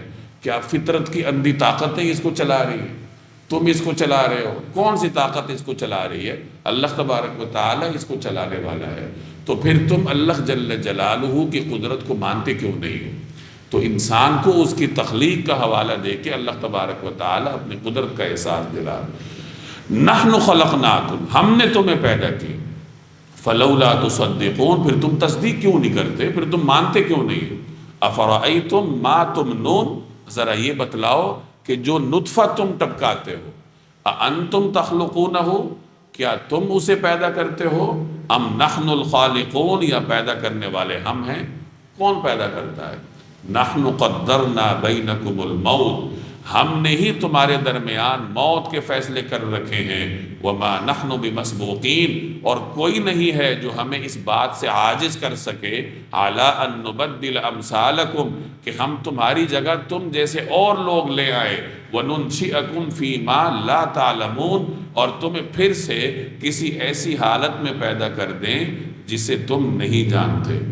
یعنی انسان کو کہا جا رہا ہے کہ تمہیں پیدا بھی ہم نے کیا ہے، تمہیں موت بھی ہم دیں گے، اور تمہیں لے جا کے یہاں کوئی اور مخلوق بھی ہم پیدا کر سکتے ہیں، تمہیں ایسی حالت میں دوبارہ کھڑا کر سکتے ہیں جس کے بارے میں تمہیں کوئی خبر نہیں۔ یعنی سب اللہ تبارک و تعالیٰ کی قدرت میں ہے۔ وَلَقَدْ عَلِمْتُمُ النَّشْأَةَ الْأُولَىٰ، اور تمہیں اپنی پہلی پیدائش کا پورا پتہ ہے۔ فَلَوْلَا تَذَكَّرُونَ، پھر کیوں سبق نہیں لیتے؟ یعنی جب تمہیں پورا پتہ ہے کہ میں کیسے پیدا ہوں، میرا کوئی عمل دخل نہیں ہے، فطرت کی اندھی طاقتوں کا کوئی عمل دخل نہیں، اللہ نے پیدا کیا، پھر تمہیں نصیحت حاصل کرنی چاہیے کہ دوبارہ بھی اس نے پیدا کرنا ہے۔ تو اللہ کی قدرت کے اظہار کے ضمن میں عقیدہ آخرت بھی بیان ہو کہ جس ذات نے پہلی بار پیدا کیا ہے وہی ذات دوبارہ بھی پیدا کر سکتا ہے۔ جو ماں کے پیٹ کی قبر میں تمہیں زندہ رکھ سکتا ہے تو وہ زمین کی قبر میں بھی تمہیں ایسی زندگی دے سکتا ہے جو تمہارے علم میں نہیں ہے، اللہ تبارک و تعالیٰ کے علم میں ہے۔ افرأیتم ما تحرثون، اچھا یہ بتاؤ کہ جو کچھ تم زمین میں بوتے ہو، پہلے نطفے کی بات ہوئی کہ تمہارا کام تو اتنا تھا کہ ٹپکا دیا، اب یہاں بیج کی بات ہو رہی ہے، کسان کا کام اتنا ہے کہ بیج زمین میں بو دی، کاشت کر دی۔ اب زمین کے گہرائیوں میں اس بیج تک غذا پہنچانا، پانی پہنچانا، اس بیج کی نشو و نما کرنا، پھر اس میں سے کومپل نکالنا، وہ کمزور سی کومپل زمین کے مضبوط سینے کو چیر کے اس کا باہر آنا، اور پھر وہ کمزور سی کومپل کھڑی ہے، سورج کی تپش کا بھی سامنا کر رہی ہے، تیز ہواؤں کا بھی سامنا کر رہی ہے، اور یہ تمام تر جو توفیقات ہیں یہ کس کی طرف سے ہیں؟ اللہ کی طرف سے ہیں نا۔ کسان نے تو دو کام کیے، بیج کاشت کر دیا، اب اسے پانی دے رہا ہے یا کھاد دے رہا ہے، غذا پہنچا رہا ہے، اس پانی کو اندر تک کس نے پہنچانا ہے؟ اگر انسان کے بس میں ہو تو وہ کسی بیج کو ضائع نہ ہونے دے۔ کتنے بیج ہیں جو ضائع ہو جاتے ہیں، یعنی ایک جیسا پانی مل رہا ہے، ایک جیسی کھاد مل رہی ہے، لیکن ایک درخت ترقی کرتا ہے، دوسرا تنزلی میں جاتا ہے۔ ایک درخت کا پھل میٹھا ہوگا، دوسرے کا کڑوا ہوگا، بلکہ ایک ہی درخت کے مختلف شاخوں کے پھلوں کے ذائقے الگ ہوتے ہیں۔ تو یہ تمام تر قدرتیں کس کی ہیں؟ اللہ کی ہیں۔ انسان نے تو اتنا کیا کہ بیج کاشت کی، تو یہاں اللہ تبارک و تعالیٰ اس قدرت کو انسان کے سامنے ظاہر کر رہا ہے۔ افرأیتم ما تحرثون، اچھا یہ بتاؤ کہ جو کچھ تم زمین میں بوتے ہو، انتم تزرعونہ، کیا اسے تم اگاتے ہو؟ ام نحن الزارعون، یا اگانے والے ہم ہیں؟ کس نے اگایا؟ تم نے تو بس بو دیا۔ لو نشاء، اگر ہم چاہیں، لجعلناہ حطاما، تو اسے چورا چورا کر ڈالیں، یعنی تمہاری لہلہاتی فصلوں کو ملیمیٹ کر دیں ایک لمحے میں۔ فظلتم تفکہون، جس پر تم بھونج کے رہ جاؤ، حیران رہ جاؤ، اور پھر تم کہو گے انا لمغرمون، کہ ہم پر تو تاوان پڑ گیا، بل نحن محرومون، بلکہ ہم ہی ہیں بد نصیب کہ ہم آزمائش کا شکار ہو گئے، فصل ختم ہو گئی۔ اب آگے پانی کا ذکر ہو رہا ہے۔ پانی ایک ایسی چیز ہے جس سے مخلوقات کی زندگی وابستہ ہے۔ اللہ پانی کا ذکر کر رہا ہے کہ پانی تمہیں کس نے دیا؟ افرأیتم الماء، اچھا یہ بتاؤ کہ یہ پانی الذی تشربون، جو تم پیتے ہو، اانتم انزلتموہ من المزن، کیا اسے بادلوں سے تم نے اتارا ہے؟ ام نحن المنزلون، یا اتارنے والے ہم ہیں؟ لو نشاء، اگر ہم چاہیں، جعلناہ اجاجا، تو اسے کڑوا بنا کر رکھ دیں، فلولا تشکرون، پھر تم کیوں شکر ادا نہیں کرتے؟ یعنی یہ سارا پانی اگر کڑوا ہو جائے، کھاری ہو جائے، تم کچھ پی نہیں سکو گے تو کیا کر لو گے؟ تو اس لیے اللہ کا شکر ادا کرو۔ اللہ کی قدرت ہے کہ جب سمندر سے بھاپ اڑتی ہے، بخارات اڑتے ہیں، تو تمام تر نمکیات چھوڑ کے مٹھاس والا پانی اوپر جاتا ہے، اور وہی میٹھا پانی پھر اللہ تبارک و تعالیٰ برساتا ہے۔ یعنی پانی میں جو چیزیں ملتی ہیں زمین پر، وہ تمام چیزیں یہی رہ جاتی ہیں، اور صاف ستھرا میٹھا پانی یہ بھاپ کی شکل میں اوپر جاتا ہے، جو بعد میں اللہ تبارک و تعالیٰ برسا رہا ہے۔ تو اللہ اس کا ذکر کر رہا ہے کہ یہ سارا پانی اگر ہم ناقابل استعمال بنا دیں تو تم کیا کر لو گے؟ افرأیتم النار، اچھا یہ بتاؤ کہ یہ آگ التی تورون، جو تم سلگاتے ہو، یعنی یہ آگ جو تم جلاتے ہو، اب اس کی بنیاد درخت ہے۔ عربوں کے ہاں ایسا درخت تھا جس کو باہم رگڑنے سے آگ پیدا ہوتی تھی، یا آپ ایندھن سمجھ لیں، دنیا جہان میں جہاں بھی آگ جلتی ہے اس کے لیے ایندھن چاہیے ہوتا ہے، چاہے وہ لکڑیوں کی شکل میں ہو، یا جو ہزاروں سال پہلے لکڑیاں مختلف معدنیات کی شکل میں زمین کی تہ میں بدل چکی ہیں، چاہے اس شکل میں ہو، تو ایندھن کی بنیاد درخت ہی ہے، اور ایندھن سے آگ جلتی ہے۔ تو اللہ اس کا ذکر کر رہا ہے، اور یہ دنیا میں جتنی ترقیاں ہیں اس کی بنیاد آگ بنی ہے نا، تمام تر توانائیاں، ان کے پیچھے کہیں جا کے آگ ہوتی ہے جس نے انسان کے لیے ترقیوں کے دروازے کھولے۔ تو اللہ تعالیٰ اس کا ذکر کر رہا ہے کہ یہ آگ جو تم جلاتے ہو، ایندھن تم کہاں سے لاتے ہو؟ درخت کس نے پیدا کی؟ انتم انشأتم شجرتہا، کیا اس کا درخت تم نے پیدا کیا ہے؟ ام نحن المنشئون، یا پیدا کرنے والے ہم ہیں؟ نحن جعلناہا تذکرہ، ہم ہی نے اس کو نصیحت کا سامان بنایا، ومتاعا للمقوین، اور صحرائی مسافروں کے لیے فائدے کی چیز بنایا۔ یہاں آگ کے بارے میں دو چیزوں کا ذکر ہے، ایک تو اس سے مسافروں کو فائدہ ملتا ہے، یعنی مسافر سفر میں ہے، صحرا میں ہے، وہ پتھر رگڑ کے یا درخت رگڑ کے آگ جلاتا ہے اور آگ سے کوئی چیز پکا لیتا ہے، ایک تو فائدہ یہ ہے۔ دوسرا فائدہ یہ کہ یہ آگ باعث نصیحت ہے، جعلناہا تذکرہ، ہم نے اس کو نصیحت کا سامان بنایا۔ باعث نصیحت کیسے ہے؟ کہ انسان اس آگ کو دیکھ کر جہنم کی آگ اپنے ذہن میں لائے، کہ جب دنیا کی آگ اتنی سخت ہے تو جہنم کی آگ جو اس سے 1000 گنا زیادہ سخت ہے، وہ کس قدر سخت ہو۔ جب ہم اس آگ کی تاب نہیں لا سکتے تو جہنم کی آگ کو کیسے برداشت کریں گے؟ تو آگ کو دیکھ کر سبق حاصل کرنا چاہیے۔ خواتین ہر وقت چولہے پہ کھڑی ہوتی ہیں تو ان کے لیے نصیحت کا سامان زیادہ ہے کہ وہ ہر وقت آگ کو دیکھتی ہیں تو ہر وقت جہنم ان کے ذہن میں رہے کہ دنیا کی آگ کی یہ صورتحال ہے کہ اس کے قریب ہونے نے ہمیں پسینے میں شرابور کیا ہے، تو جہنم کی آگ کے کیا صورتحال ہو۔ تو جب نصیحت حاصل کی جاتی ہے تو بظاہر ان معمولی سمجھے جانے والی چیزوں سے بھی حاصل ہو جاتی ہے، اور جس نے نہیں کرنی ہوتی تو اسے آپ کچھ بھی سناتے جائیں اسے نصیحت نہیں ملتی۔ فَسَبِّحْ بِاسْمِ رَبِّكَ الْعَظِيمِ، لہٰذا آپ اپنے عظیم پروردگار کا نام لے کر اس کی تسبیح کریں۔ فَلَا أُقْسِمُ بِمَوَاقِعِ النُّجُومِ، اب میں ان جگہوں کی قسم کھا کر کہتا ہوں جہاں ستارے گرتے ہیں۔ مواقع النجوم، ستاروں کے گرنے کی جگہیں، یہاں ستاروں کے گرنے کی جگہوں کی قسمیں اللہ تبارک و تعالیٰ کھا رہا ہے۔ ستاروں کے گرنے کی مختلف جگہیں ہوں گی، ستاروں کے چلنے کی مختلف جگہیں ہوں گی۔ ستاروں سے مراد یہ پورا جو اجرام فلکی ہے، آپ اس کے نظام کو لے لیں تو یہ قسم کھا کے اللہ تبارک و تعالیٰ قرآن کریم کی حقانیت کو واضح کر رہا ہے۔ یعنی ستاروں کے نظام میں، اجرام فلکی میں جس قدر نظم و ضبط ہے، تو اس نظام کی قسم کھا کے اور اس قسم کو عظیم کہہ کے اللہ تبارک و تعالیٰ قرآن کریم کی حقانیت کو واضح کر رہا ہے۔ نجم سے ایک تو مراد ستارے ہیں یعنی اجرام فلکی، بعض حضرات نے نجوم سے مراد حضرات انبیاء علیہ السلام کو لیا ہے، جیسے پیچھے سورۃ النجم میں آپ پڑھ کر آئیں کہ وہاں بھی نجم سے مراد گزشتہ انبیاء کو بعض مفسرین نے لیا تھا۔ تو اگر یہاں نجوم سے مراد حضرات انبیاء علیہ السلام، تو مطلب یہ ہوگا کہ گزشتہ انبیاء تمام نجوم تھے۔ نجوم کے گرنے کی قسم ہے نا، گرنے کا مطلب نجوم کا غروب ہونا، تو مطلب یہ ہوگا کہ گزشتہ انبیاء علیہ السلام جو ہدایت کے نجوم تھے ان کا وقت گزر گیا۔ جب ستاروں کا وقت گزرتا ہے تو پھر سورج طلوع ہوتا ہے، تو اب گویا کہ شمس ہدایت کے طلوع ہونے کی باری ہے، یعنی جناب رسول اللہ صلی اللہ علیہ وسلم کی تشریف آوری ہے، اور آپ علیہ السلام کو اللہ نے قرآن کریم دیا ہے، تو گویا کہ قرآن کریم کی حقانیت پر اس طریقے سے اللہ تبارک و تعالی استدلال کر رہا ہے اور لوگوں کو سمجھا رہا ہے۔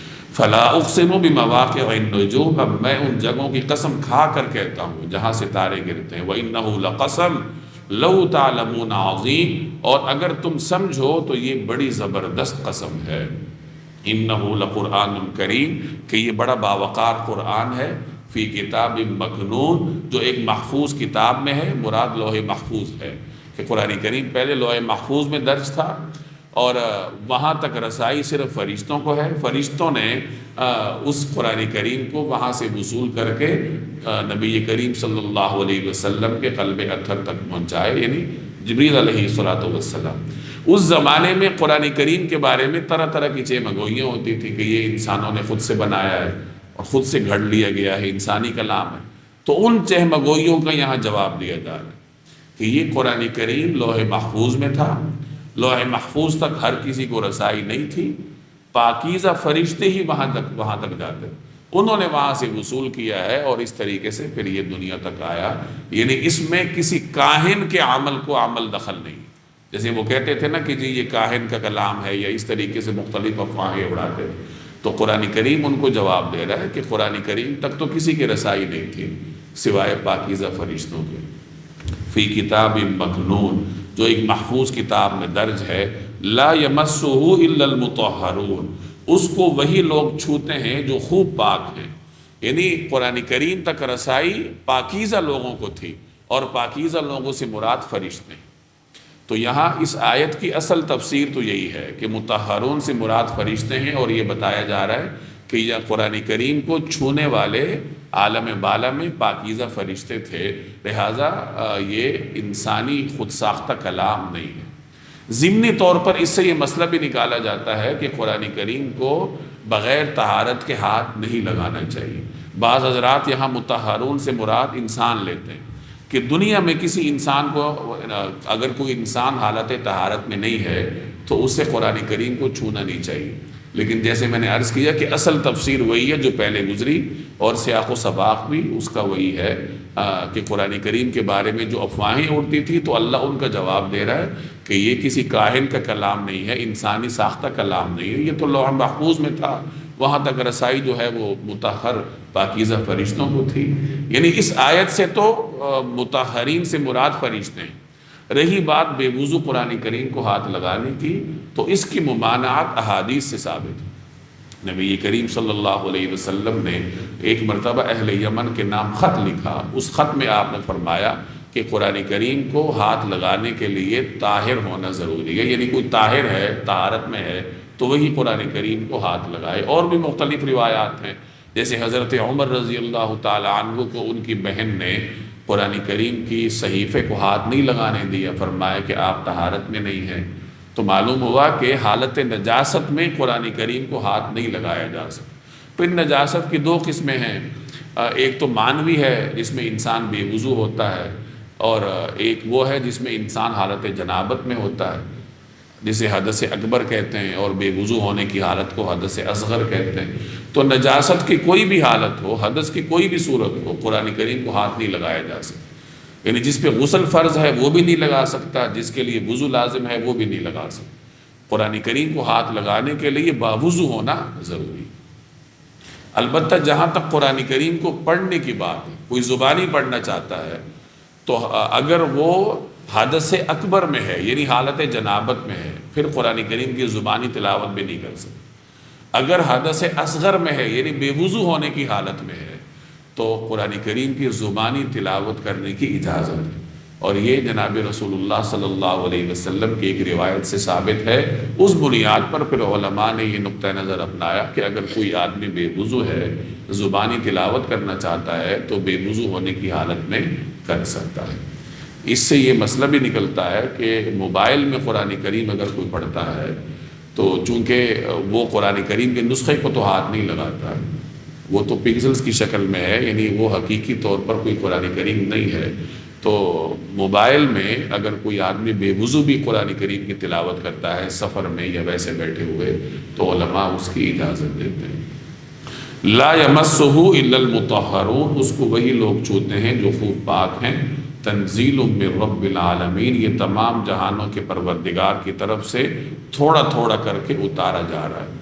یہ ان شبہات کا جواب ہے کہ دیکھو اس کے بارے میں، قرآن کریم کے بارے میں کسی شبہ کی گنجائش نہیں، لوح محفوظ میں تھا، وہاں کسی کو رسائی نہیں تھی، اور پھر تھوڑا تھوڑا کر کے اللہ تبارک و تعالیٰ نے اتارا ہے، تو شبہ کی اعتراض کی کوئی گنجائش نہیں ہے۔ افبہذا الحدیث انتم مدہنون، کیا پھر بھی تم اس کلام سے بے پرواہی برتتے ہو؟ یعنی اتنا مقدس کلام ہے اور تم اس کے حوالے سے بے پرواہی کا مظاہرہ کرتے ہو۔ وَتَجْعَلُونَ رِزْقَكُمْ أَنَّكُمْ تُكَذِّبُونَ، اور تم نے اسی کو اپنا روزگار بنا لیا ہے کہ جھٹلاتے رہو۔ یعنی قرآن کریم کو جھٹلانے کو ہی تم نے اپنا گویا روزگار بنایا، تمہارا دن رات کا اوڑھنا بچھونا ہی یہی ہے کہ بس قرآن کریم کو جھٹلاتے رہو۔ قرآن کریم کو جھٹلانے میں اہل مکہ کا ایک بڑا مقصد ان کی معیشت تھی۔ جیسے میں نے پہلے بھی کسی وقت عرض کیا تھا کہ عربوں کی، اہل مکہ کی معیشت کا بڑا دار و مدار نذرانوں پہ تھا۔ وہ بیت اللہ کے محافظ تھے، تو عرب جو آتے تھے بیت اللہ کے لیے نذرانے پیش کرتے تھے، یہ سردار اس کو کھاتے تھے۔ اب انہیں پتہ تھا کہ قرآن کریم اگر اس کی تعلیمات عام ہو گئی تو ہمارا کاروبار ختم ہو جائے گا، تو قرآن کریم کو جھٹلانا یہ ان کی معیشت کا مسئلہ تھا، تو اس وجہ سے وہ قرآن کریم کا انکار کرتے۔ فلولا اذا بلغت الحلقوم، پھر ایسا کیوں نہیں ہوتا کہ جب جان گلے تک پہنچ جاتی؟ یہاں انسان کی عاجزی کا بیان کہ اچھا تم آخرت کا انکار کرتے ہو، تم سمجھتے ہو کہ کچھ نہیں ہے، پھر یہ بتاؤ یہ موت ہر کسی پہ کیوں آتی؟ ایسا کبھی کیوں نہیں ہوا کہ موت کے منہ میں جانے والے آدمی کو تم واپس کھینچ لائے ہو؟ ایک آدمی کی جان حلق تک آ جاتی ہے، اس کے اعزاء اور اقرباء اس کے ارد گرد بیٹھے ہوتے ہیں، حسرت کی حالت میں ہوتے ہیں، دنیا جہان کی دولت جمع کر کے وہ اس کی جان اس کو لوٹا سکتے ہیں، ایک لمحے اس کی زندگی میں اضافہ کر سکتے ہیں، تو انسان کتنا عاجز ہے، اس کے باوجود وہ آخرت کا انکار کرتا۔ فلولا اذا بلغت الحلقوم، پھر ایسا کیوں نہیں ہوتا کہ جب جان گلے تک پہنچ جاتی ہے، وَأَنْتُمْ حِينَئِذٍ تَنْظُرُونَ، اور اس وقت تم دیکھ رہے ہوتے ہو، یعنی حسرت سے دیکھ رہے ہوتے ہو، اس دنیا سے جاتے ہوئے شخص کو۔ وَنَحْنُ أَقْرَبُ إِلَيْهِ، اور ہم اس کے زیادہ قریب ہوتے ہیں، منکم تمہاری نسبت، یعنی تم اس کے ارد گرد بیٹھے ہو لیکن اللہ تعالیٰ تمہاری نسبت اس کے زیادہ قریب ہے۔ وَلَٰكِن لَا تُبْصِرُونَ، مگر تمہیں نظر نہیں آتا۔ فَلَوْلَا إِن كُنتُمْ غَيْرَ مَدِينِينَ، اور اگر تمہارا حساب کتاب ہونے والا نہیں ہے تو ایسا کیوں نہیں ہوتا، تَرْجِعُونَهَا، کہ تم اس جان کو واپس لے آؤ، یعنی حسرت سے دیکھ رہے ہو اور موت آ رہی ہے، اب اگر حساب کتاب نہیں ہے، آخرت میں پیش نہیں ہونا، سب کچھ اسی دنیا میں ہے، تم با اختیار ہو، تو اس کو واپس لا کے دیکھو۔ ان کنتم صادقین، اگر تم سچے ہو۔ فاما ان کان من المقربین، پھر اگر وہ اللہ کے مقرب بندوں میں سے ہو، جو دنیا سے جا رہا ہے، جس کی جان حلق تک پہنچی ہے، اگر وہ نیک آدمی ہے، فروح، تو اس کے لیے آرام ہی آرام، وریحان، خوشبو ہی خوشبو ہے، وجنت نعیم، اور نعمتوں سے بھرا باغ ہے۔ وَأَمَّا إِن كَانَ مِنْ أَصْحَابِ الْيَمِينَ، اور اگر وہ دائیں ہاتھ والوں میں سے ہو، فَسَلَامٌ لَكَ مِنْ أَصْحَابِ الْيَمِينَ، تمہارے لیے سلامتی ہی سلامتی ہے کہ تم دائیں ہاتھ والوں میں سے ہو، یعنی اس کو سیلوٹ کیا جائے گا کہ تمہارے اوپر سلامتی ہے۔ وَأَمَّا إِن كَانَ مِنَ الْمُكَذِّبِينَ الضَّالِّينَ، اور اگر وہ ان گمراہوں میں سے ہو جو حق کو جھٹلانے والے تھے، تو پھر کیا ہوگا، فَنُزُلٌ مِّنْ حَمِيمٍ، کھولتے ہوئے پانی کی مہمانی ہے، یعنی پھر اسے کھولتا ہوا پانی پیش ہوگا۔ وَتَصْلِيَةُ جَحِيمٍ، اور دوزخ کا داخلہ ہے۔ إِنَّ هَذَا لَهُوَ حَقُّ الْيَقِينِ، اس میں کوئی شک نہیں کہ بالکل صحیح معنی میں یہی ہے، یقینی بات ہے۔ فَسَبِّحْ بِاسْمِ رَبِّكَ الْعَظِيمِ، لہٰذا اے پیغمبر آپ اپنے عظیم پروردگار کا نام لے کر اس کی تسبیح کرو۔ سورت کے آغاز میں جن تین طبقات کا بیان، اختتام میں بھی ان تینوں طبقات کا ذکر ہو، عقیدہ آخرت کا بیان بھی ہو۔ جب یہ آیت نازل ہوئی، فَسَبِّحْ بِاسْمِ رَبِّكَ الْعَظِيمِ، کہ اپنے پروردگار کا، عظیم پروردگار کا نام لے کے اس کی تسبیح کرو، تو نبی کریم صلی اللہ علیہ وسلم نے صحابہ سے فرمایا کہ اس کو اپنے رکوع کی تسبیح بنا لو۔ چنانچہ رکوع میں یہ تسبیح پڑھی جاتی ہے، سبحان ربی العظیم۔ اور جب سورۃ الاعلیٰ کی آیت نازل ہوئی جس میں سبحان ربی الاعلیٰ کا ذکر ہے، سبح اسم ربک الاعلیٰ، ابتدائی آیت جو ہے، تو نبی کریم صلی اللہ علیہ وسلم نے صحابہ سے فرمایا کہ اس کو اپنے سجدے کی تسبیح بنایا۔ چنانچہ پھر یہ تسبیح سجدے میں پڑھی جاتی ہے، سبحان ربی الاعلیٰ۔ تو معلوم ہوا کہ نماز کی تسبیحات یہ سب قرآن کریم ہی سے ماخوذ ہیں اور نبی کریم صلی اللہ علیہ وسلم کی تعلیمات کے مطابق ہیں۔